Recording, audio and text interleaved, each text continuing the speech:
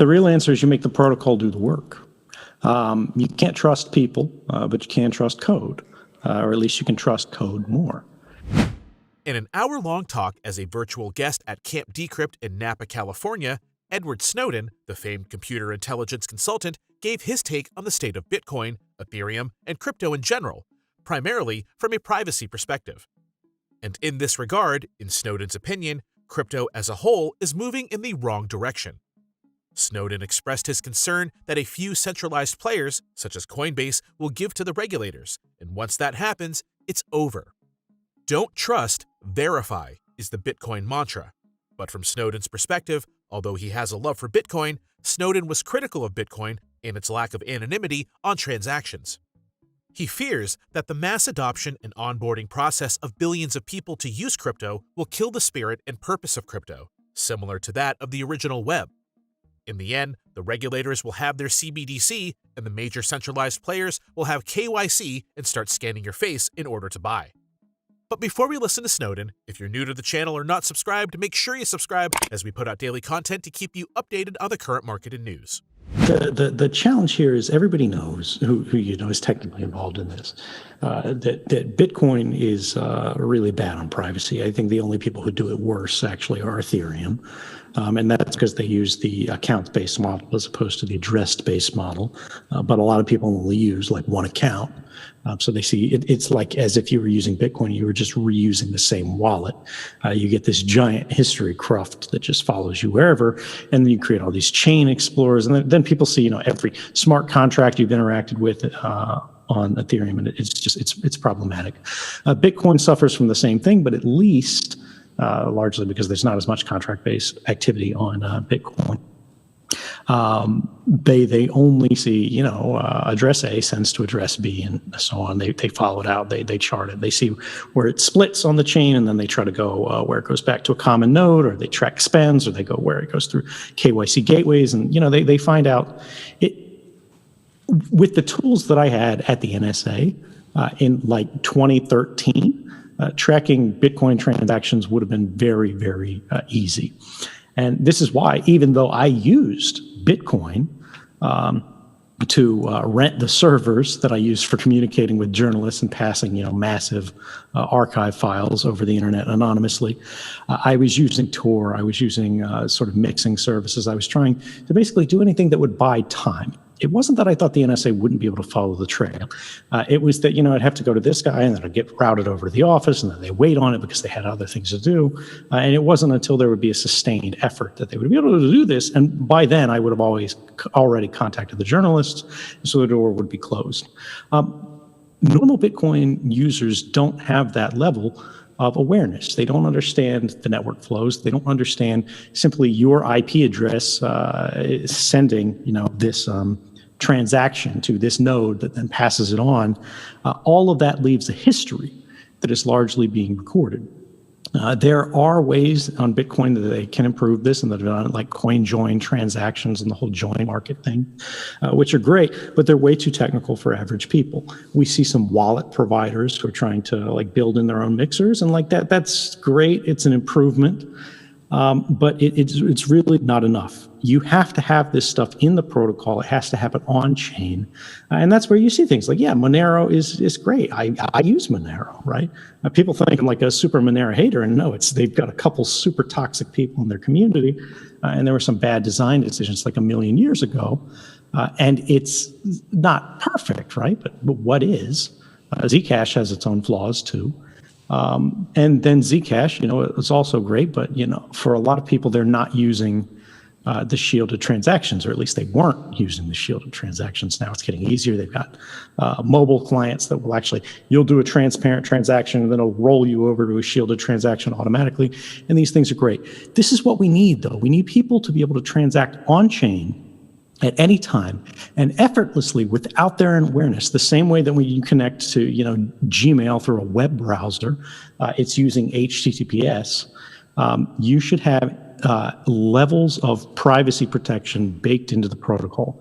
And this prevents the kind of tomfoolery that we see the U.S. government beginning to engage in with things like OFAC and Tornado Cash. I think members of the Public, certainly. They don't even know that this happened. But members of the crypto community largely aren't taking this seriously enough. This is absolutely a do or die moment for the relationship between the network and the state. And I'll get into that a little bit more. But there is a level of technical innocence, or less charitably ignorance, that people need to understand the average person has, right? What is happening now is what happened and destroyed the spirit of the original web. I think a lot of people who are in this room, they've been technical for a very long time. They've been a part of the internet for a very long time. They've seen it change. A lot of you in the room remember what dial-up modems sound like, right? That's not actually shared by the vast majority of the population, even people who are of the right age. And we lost that internet because we onboarded billions of people, and the people who were providing the gateways for that didn't have their best interests at heart, right? That's what we're seeing now. We're seeing people exploiting the kind of ignorance that made so many people now think tapping like the Facebook app on your phone, that's the internet as they understand it. And now think, crypto is Coinbase, right? Or something else equally horrible as that. And to you, those of you in the room who are, work for Coinbase, it's really nothing personal. You're just an example of the sort of overly compliant, overly indulgent sort of thinking, which, you guys get rich, you'll make a lot of money, but have you actually sort of advanced the interests of society? Maybe in the same way that people sell lawnmowers do. You're not even building lawnmowers, you're selling them. Great, you've popularized the lawnmower.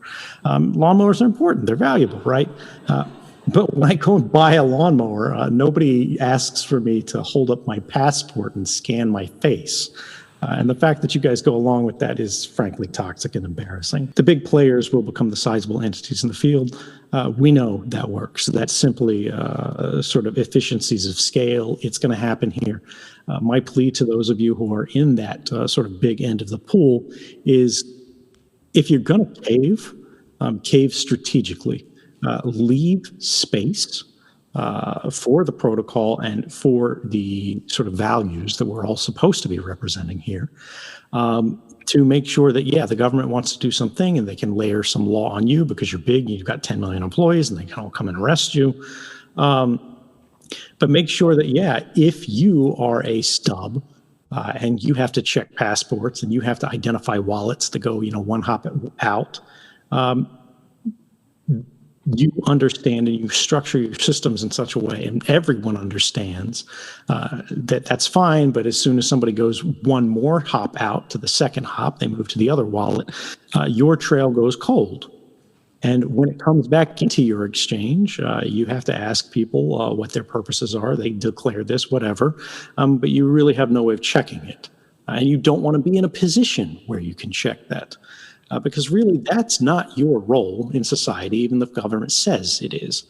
That's for police. That's for intelligence, right? That's their job. And their job is supposed to be hard. Don't make their lives easier, right? There's this whole mindset in government. And this argument for everybody who's been following cryptography, we know about like going dark. They're like, oh, we want to peel back WhatsApp's encryption. We want to make sure that Apple doesn't turn on end-to-end encryption. We want to make sure they push all their crap to the iCloud in unencrypted backups or backups to which Apple has the keys, the police can request them, or weak keys, the police can crack them. And every time Apple gets close to doing that, they go and complain and they go, we're going to cause problems. We're going to pass a law if you do this. So Apple caves. They re-engineer things to make it sort of problematic again. Understand the difference between their job and their role in society and your job. The job of policing is supposed to be hard, because if it's not, we live in a police state. We don't want everything we do to be scrutinized. We don't want every transaction to be monitored. We don't want to show our passports to do lawnmowers. And the government has more power and more capability now than they ever have at any point in history. Do not be charitable. Do not be generous to them. They don't need more help. They don't need more tools. They don't need more weapons. They have enough, and they're reorganizing society to itself be a weapon. To watch the full interview, check out the link in the description. What do you think of Snowden's thoughts here? Do you think crypto is heading in the wrong direction when it comes to privacy? Leave a comment. If you found value in the content, please consider donating to our small channel by clicking the thanks button below. That's it for today, guys. Thanks for watching, and we'll see you in the next one.